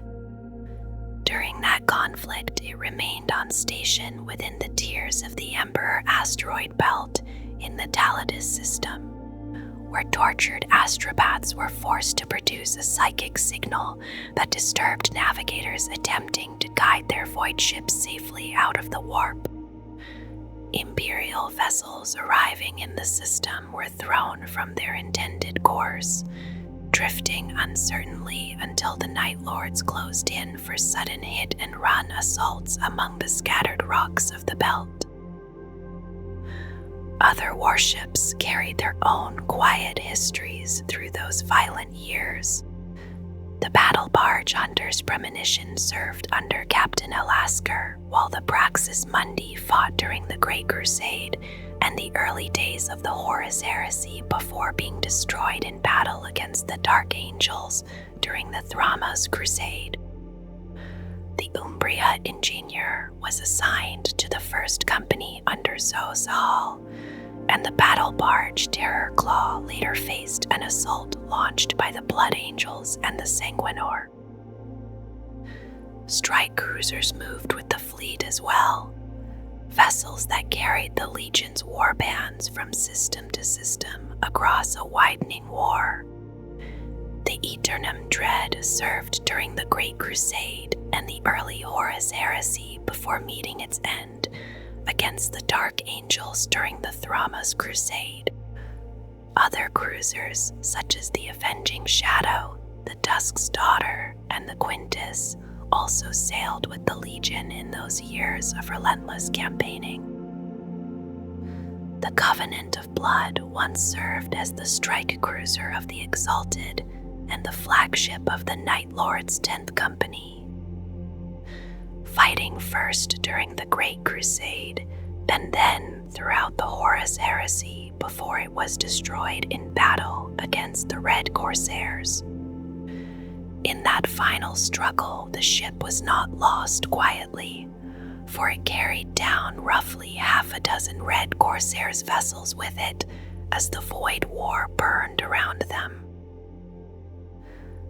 Linked to that vessel were other ships of the Legion, including the Echo of Damnation and the Excoriator, both remembered as sister ships to the Covenant of Blood. The Echo of Damnation would later be retaken from the Red Corsairs warband after many decades under their control, returning at last to the Night Lord's warband led by Talos Valkyron. Some ships endured strange and difficult fates within the wider conflicts of the heresy. The strike cruiser Nicton once served the 45th Company under Claw Master Gendor Scrivok in the early days of the war, and though it was believed crippled by the Dark Angels during the Thramas Crusade, it escaped destruction. In its ruined condition, the vessel was eventually sacrificed to allow the infiltration of the Sotha system. Other cruisers vanished during the same bitter campaign against the Dark Angels. The Obfuscate and the Throneless King were both destroyed during the Thramas Crusade, while the cruiser Tenebraxis was lost in the early years of the Horus Heresy after failing to ambush the famed vessel known as the Sisypheum. The fate of another ship unfolded very differently in the wake of the drop site massacre. The cruiser Warlock was boarded and captured by loyalist survivors of Istvan V, who had escaped aboard the Salamander's Thunderhawk gunship Oedoran. Those survivors seized control of the vessel and endured a wandering journey lasting 9 months before reaching the hive world of Agathon within the Agathian domain of the Coronid Reach. Afterward, the ship served within the improvised battle group Revenant and took part in battles including the liberation of Numenel, though its ultimate fate remains unknown. Among the fleet, there also sailed vessels taken from the Imperium itself. The Faithless Song was once an Endeavour-class light cruiser belonging to the Imperial Navy before it was captured by the Night Lords near the world of Uriah III. And somewhere among those same dark fleets traveled the Serpent of the Black Sea, a capital ship of unknown class that belonged to the Legion of the Night Lords. The inheritance of Nostramo wound itself deeply through the structure of the Night Lords, shaping their legion in ways that were both visible and quietly hidden beneath the surface. Outwardly, their organization followed a pattern familiar among the Space Marine legions during the long years of the Great Crusade, yet beneath that simple framework lay something far more reflective of their dark home world, where the traditions of gangs, the shadowed courts of Nostraman power, and a deliberate cultivation of terror infused nearly every aspect of the 8th Legion's character. At the level of individual squads, the Legion fielded a wide range of formations, though observers often noticed that Breacher Siege squads appeared less frequently than among many other legions of the Imperium. In their place stood formations that reflected the Legion's particular approach to war. Among them, the infamous terror squads whose grim purpose was not merely to defeat an enemy, but to cultivate a state of horror within them. While above the battlefield, the Night Raptors descended on jump packs, trailing the bloody remains of their victims and broadcasting their shrieks through modified voxcasters that echoed across the darkness. Even the simple matter of naming carried the mark of Nostramo within the Legion's ranks. Rather than relying only on formal designations, almost every squad bore its own title that members carried with a certain grim pride, so that within a single company, warriors might speak of the Stygian Talon, the 10th Claw, or the 5th Oathid, among countless others whose names reflected hierarchy, reputation, and the strange honor codes that had grown from the streets of their home world. Companies formed the fundamental strategic units of the Legion, each containing anywhere from 100 warriors to nearly 1,000, and many bore titles that echoed ancient Nostraman speech when translated into the tongue of the Imperium. Among them were formations remembered as the Shattered Skull, the Sable Brothers, and the Crimson Judges. Their names carried across campaigns where companies operated with remarkable independence, while still remaining part of a wider and often shifting structure. Unlike many legions that maintained strict and consistent formations, the Night Lords arranged companies into battalions and chapters only as semi-permanent groupings, preferring divisions that could shift according to the will of their commanders. What seemed to outsiders a bewildering web of ranks and titles concealed a system that allowed the Legion to fracture into autonomous forces or combine into larger hosts whenever the moment demanded it, lending their warfare a fluid and unsettling unpredictability. One unusual formation remembered within the Legion's early history was the group known as the Crimson Sons. They emerged from the shattered remnants of a company that had suffered near destruction during the pacification of the wasteland domain of Occitania, and after the Emperor granted the defeated king the rank of rogue traitor in remission of execution. These warriors served alongside that ruler before eventually returning once more to the wider Legion. Over all of this stood Konrad Curze, the Dark King whose presence inspired both loyalty and dread among his sons. Many followed him out of fierce devotion, while others obeyed because fear alone demanded it. Yet Curze seemed indifferent to their feelings so long as his commands were carried out without hesitation. Around him gathered a court of trusted figures known as the Chiroptera, senior officers drawn from many parts of the Legion whose authority did not rest entirely on rank, but on qualities that their Primarch found useful. Some possessed cunning, others cruelty, and some carried little more than a distilled bitterness that Curze recognized as a tool worth keeping close at hand. Alongside this shadowed council stood the Adramentar, a company-sized formation clad in heavy Terminator armor and armed with the finest weapons the Legion possessed. These warriors served under the command of the first captain and were known for an icy brutality in battle, acting both as shock troops and as enforcers within the Legion itself whenever discipline threatened to fracture. Beneath these figures stood the many captains who led individual companies, though even their authority could shift depending on circumstance. A regent might command several companies one day and find himself answering to another captain, elevated by the Chiroptera the next, for within the Night Lord's hierarchy, reputation and proximity to power often mattered more than rigid structure. Titles became part of this strange hierarchy as well, and commanders frequently adorned their names with secondary monikers that echoed the dark nobility and criminal traditions of Nostramo. Some were honorifics carried with pride, Others were insults that had lingered long enough to become part of a warrior's identity.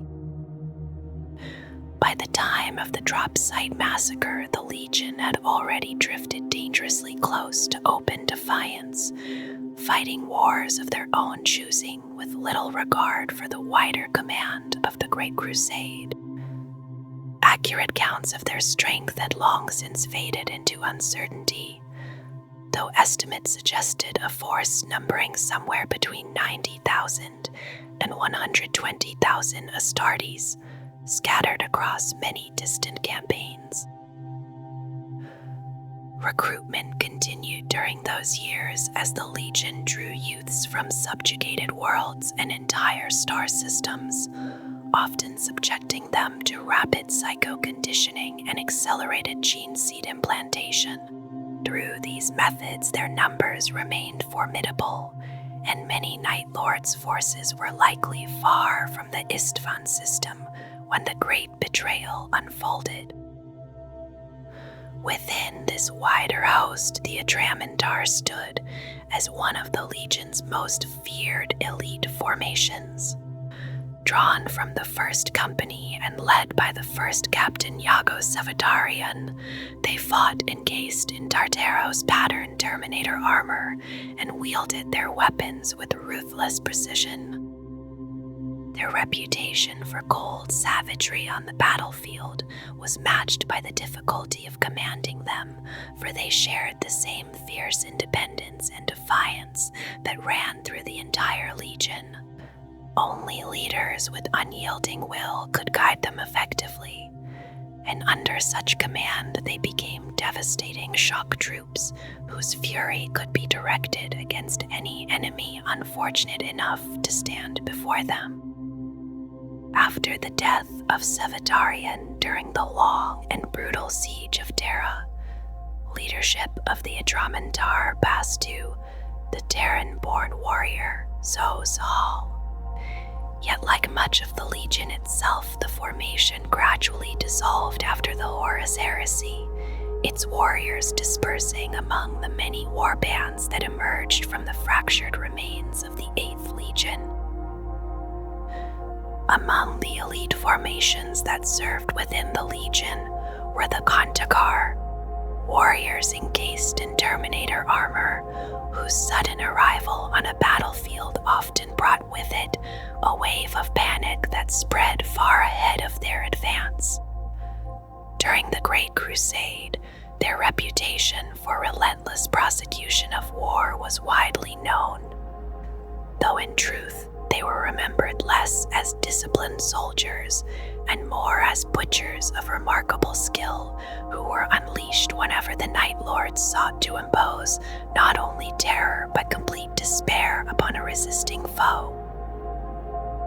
The Kontakar were drawn largely from the ruling elite of Nostramo itself, and within their blood lingered the same corruption and disdain for ordinary imperial citizens that had shaped the tyrants of that world. Among the Legion, they carried themselves with visible arrogance, observing strict hierarchies and often keeping themselves apart from their fellow warriors except when battle demanded their presence. This pride extended even to matters of command, for the Kontakar were willing to fight only for leaders they considered worthy or those who shared the noble bloodlines of Nostramo. At times, they were sent to seize authority from Night Lords commanders judged unfit by their superiors. And through such brutal interventions, figures like First Captain Iago Sevatarian ensured that the Legion's objectives were carried out with the ruthless efficiency expected of them. Yet even calling upon the Kontakar could be dangerous, for they watched constantly for signs of weakness among those around them. Any commander who revealed doubt risked becoming prey to these ambitious killers, who were always eager to rise higher within the shifting hierarchy of the Legion. Another of the Legion's distinctive formations was the Terror Squad, groups of Space Marines whose purpose lay in delivering the most visceral and personal forms of punishment upon their enemies. Within their ranks could be found headhunters, torturers, flayers, and mutilators, warriors who once practiced such acts as calculated tools of warfare, but who over the long decades of the Great Crusade gradually became a gathering place for the most unstable and violent elements within the Legion. Many among them lived under sentences of death that had been delayed only so long as their grim talents remained useful. As long as their macabre work served the designs of their masters, they were allowed to continue, though the knowledge of their eventual fate lingered quietly behind every battle. The Night Raptors formed yet another strange brotherhood within the Legion, a caste bound together less by formal rank than by shared instincts for savage and direct violence. Equipped with jump packs and armed with brutal close combat weapons, they rejected the subtle terror tactics often favored by the Legion and instead hurled themselves into battle like predators descending upon wounded prey. From high above the battlefield, they would fall screaming through the darkness, relishing the moment when a victim realized the fate awaiting them reflected in the eyes of the descending warrior. In many ways, these early Night Raptors became the precursors of the Chaos Space Marine Raptor assault troops that would later appear throughout the Traitor Legions after the Horus Heresy. Despite their reputation for terror and infiltration, the Night Lords possessed access to the full array of war machines used by the Emperor's armies. Tanks, transports, and aircraft all served within their ranks, though most were assigned directly to individual companies, since those companies often operated independently across distant campaigns. Some formations chose to specialize entirely in armored warfare, gathering vehicles into companies that answered directly to the commands of the Legion's higher leadership when larger battle groups assembled. Among these formations, the Caradara Armor Claw earned a reputation that spread even beyond the Legion itself before the Great Betrayal. The warriors of the Caradara perfected a style of armored combat that mirrored the Legion's own approach to warfare. Striking from the shadows of dawn or dusk, they would crash into the weakest points of an enemy position, tearing through rear areas to sever communications and supplies, while isolating entire concentrations of defenders. Once their targets were cut off, the Caradara often destroyed them at their own base, each vehicle commander indulging the grim preferences that had become so common within the Legion. Some favored heavy dozer blades that buried enemy soldiers within their own trenches, while others simply drove their machines forward across defensive lines, grinding bodies beneath iron tracks as the assault continued. Against such relentless and brutal methods, even well-prepared defenses rarely endured for long. Throughout the Great Crusade, the Night Lords made use of every tool available to them, adapting standard weapons and armor so that they served the Legion's preference for fear and sudden violence. Armored transports smashed into the heart of enemy positions, while their hulls were decorated with grim trophies intended to chill the spirits of those who saw them approaching. Above the battlefield, aircraft descended silently from the darkness, striking without warning before vanishing again into the night sky. Even automated weapon systems found a place within their strategies, with devices such as the tarantula assigned to static defense or concealed carefully so that fleeing refugees armies would unknowingly be guided into carefully prepared killing grounds, already marked by the Legion's artillery masters. In the long centuries following the Horus Heresy, the warriors of the Night Lords continued to bear the genetic marks inherited from their Primarch, the Night Haunter. Their skin was unnaturally pale, and their eyes appeared as black within black, features that gave them a ghost-like presence even among other Astartes. These warriors could see clearly in absolute darkness with a clarity surpassing even the vision granted by standard Space Marine ocular implants, allowing them to move through night and shadow as though it were daylight. Alongside this gift, they possessed a natural form of prey sight, the ability to perceive heat through the infrared spectrum and detect living beings even when they attempted to hide. When battle drew near, the Night Lords could also unleash piercing shrieks that echoed through their helms and across the battlefield. Cries powerful enough to cause sudden deafness and disorientation among those unfortunate enough to hear them at close range.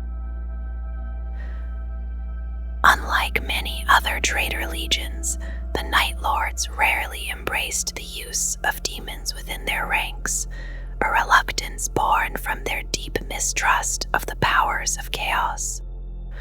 On occasion, they fought alongside the demonic beings known as Furies, creatures whose taste for brutal slaughter and psychological warfare mirrored their own methods.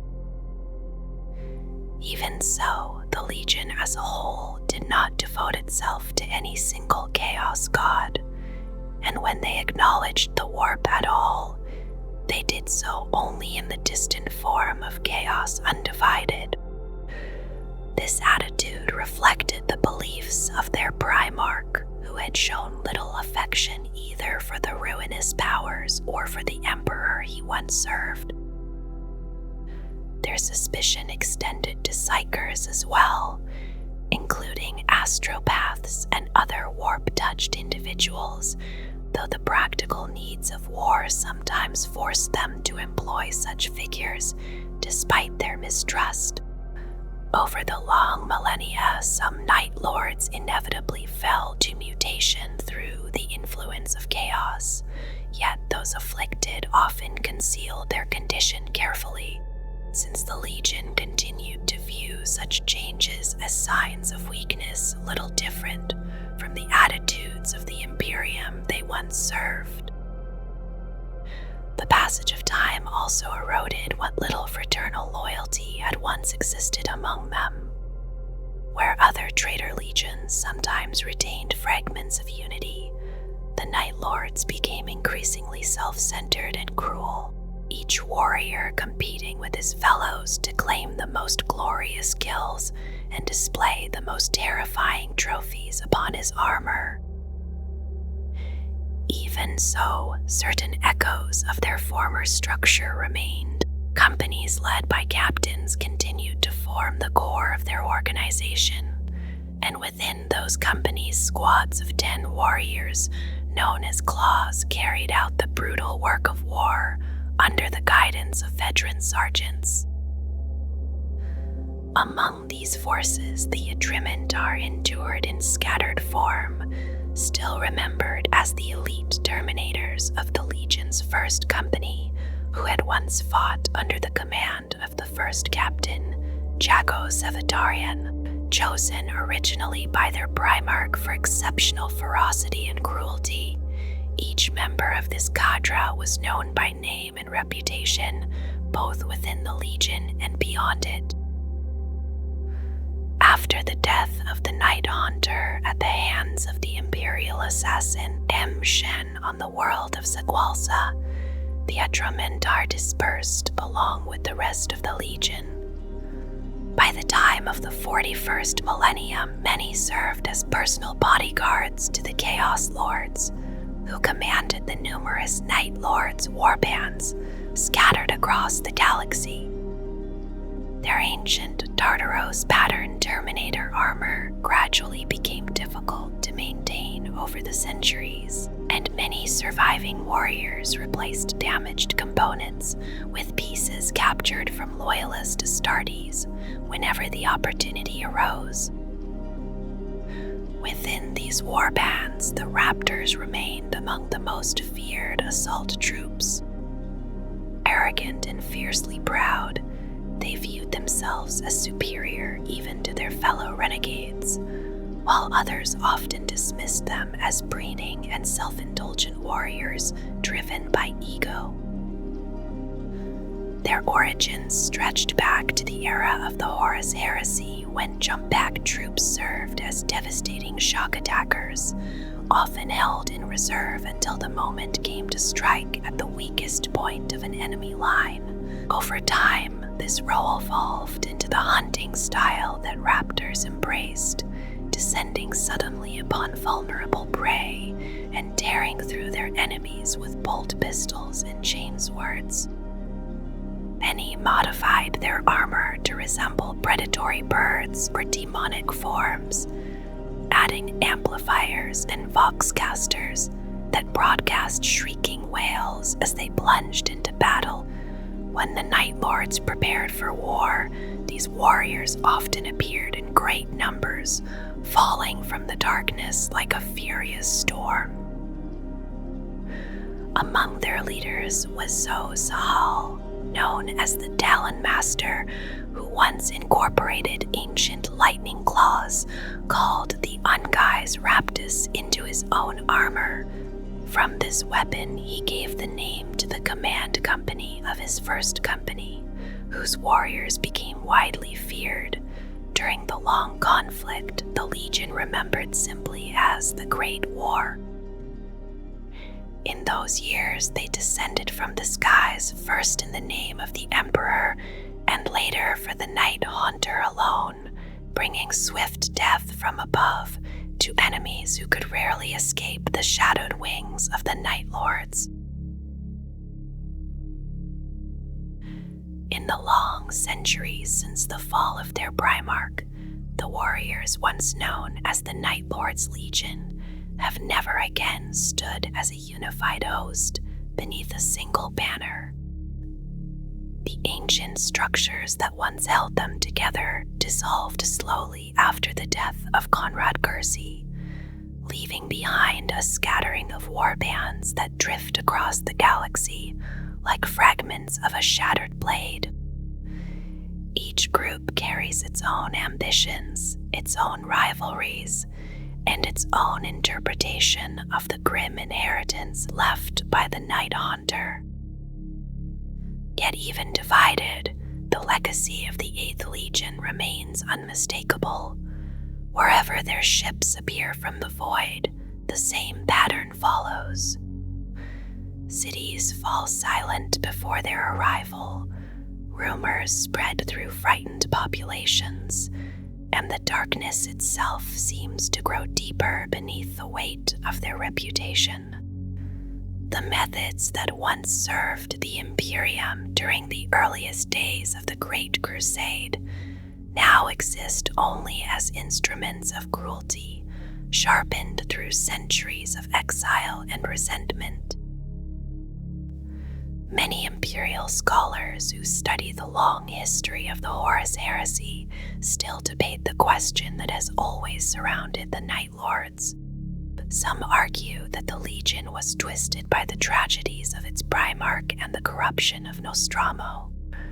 Others maintain that the seeds of its downfall were planted far earlier, hidden within the designs that first brought the 8th Legion into existence. The truth remains difficult to separate from myth, for the Legion's story has always existed somewhere between harsh necessity and unrestrained horror. What cannot be denied is that the sons of Konrad Curze have never abandoned the lesson their Primarch taught them. Fear remains their greatest weapon. Through it, they bend weaker foes to submission, scatter defenders before battle has even begun, and leave behind scars that echo through generations. Entire regions of the Imperium have learned that a single whispered rumor of the Night Lords can bring panic long before the first bolt round is fired. In this way, the Legion continues to haunt the galaxy, much as its Primarch once haunted the streets of Nostramo Quintus, a shadow that waits patiently at the edge of sight.